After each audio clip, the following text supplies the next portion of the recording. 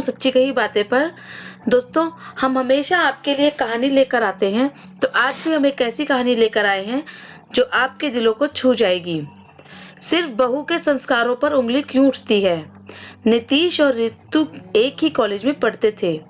पहले तो दोनों ही दोस्त थे, लेकिन धीरे धीरे वो कब प्यार में बदल गई पता ही नहीं चला। इसका एहसास उन्हें तब हुआ जब रितु के घर वाले उसका रिश्ता देखने लगे। रितु ये सोचकर परेशान हो रही थी कि वो कैसे किसी और लड़के के साथ रह पाएगी। वहीं नीतीश भी बौखला गया कि वो रितु के कैसे जी पाएगा। रितु और नीतीश ने एक दूसरे को अपने मन की बात कह दी। नीतीश हिम्मत करके रितु के घर गया और रितु के मम्मी पापा से इस बारे में बात की। रितु के माता पिता खुले विचारों के थे। उन्होंने इस रिश्ते से ऐतराज नहीं किया, लेकिन उनकी बस एक शर्त थी कि नीतीश अपने परिवार के साथ रितु का हाथ मांगने आए। नीतीश ने अपने घर वालों से बात की, लेकिन वो लोग तैयार नहीं हो रहे थे।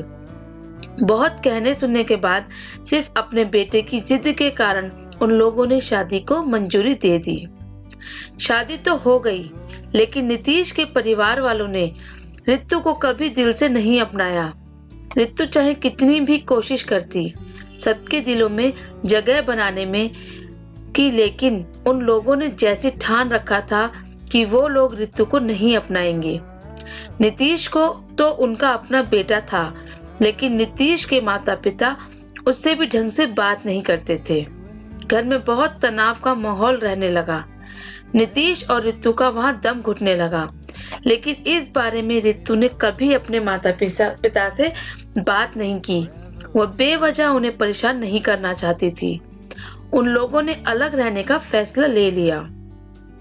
शादी के 6 महीने बाद ही वो लोग दूसरे घर में शिफ्ट हो गए, लेकिन नीतीश के घर वालों को ये भी बर्दाश्त नहीं हो रहा था। उन्हें तो यही लग रहा था कि रितु ने आते ही उनसे उनका बेटा छीन लिया। कुछ ही दिनों बाद रितु के माता पिता उसका हाल चाल पूछने के लिए उसके ससुराल आए थे। वहां रितु को ना देख उन्होंने नीतीश की माताजी से उसके बारे में पूछा, तो उन्होंने तमतमाए हुए कहा, अजी आपकी बेटी के संस्कार ही ऐसे हैं। पहले तो मेरे भोले भाले बेटे को फंसा लिया, फिर हम लोगों से दूर भी कर दिया, लेकिन ये तो होना ही था। जो लड़की शादी से पहले ही ये गुल खिलाती है, शादी के बाद तो ये सब करना ही था। उनकी बातें सुनकर रितु के माता पिता को बहुत बुरा लगा। रितु की माँ ने भी गुस्से में उनसे कह दिया, माफ कीजिए समधन जी, मेरी बेटी ने कोई जबरदस्ती आपके बेटे से शादी नहीं की। वो ही आया था मेरी बेटी का हाथ मांगने। और रही बात संस्कारों की, तो अगर मेरी बेटी में संस्कार नहीं है, तो आपने भी अपने बेटे को शायद अच्छे संस्कार नहीं दिए, तभी तो वो अपने परिवार को छोड़कर चला गया। हम हमारी बेटी से बहुत प्यार करते हैं, तभी हमने अपनी बेटी की खुशी के लिए इस शादी की मंजूरी दी। लेकिन शायद आप लोग तो अपने बेटे से भी प्यार नहीं करते, फिर पराई बेटी के लिए आपसे क्या उम्मीद रखेंगे? उनकी बातें सुनकर नीतीश की माँ बंगले झांकने लगी। उनसे कोई जवाब देते नहीं बन रहा था। नीतीश और रितु के घर से निकलने के पीछे कहीं ना कहीं वो खुद ही जिम्मेदार थे।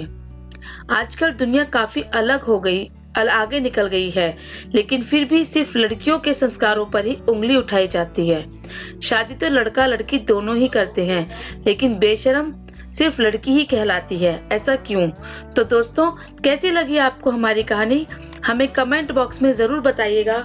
क्या हम लड़के और लड़कियों में भेदभाव सही करते हैं? क्या हमें ऐसा करना चाहिए? तो अपने कमेंट हमें जरूर दें और हमारी कहानी को लाइक करें, शेयर करें। मिलते हैं एक और नई कहानी के साथ। तब तक के लिए बाय, थैंक यू।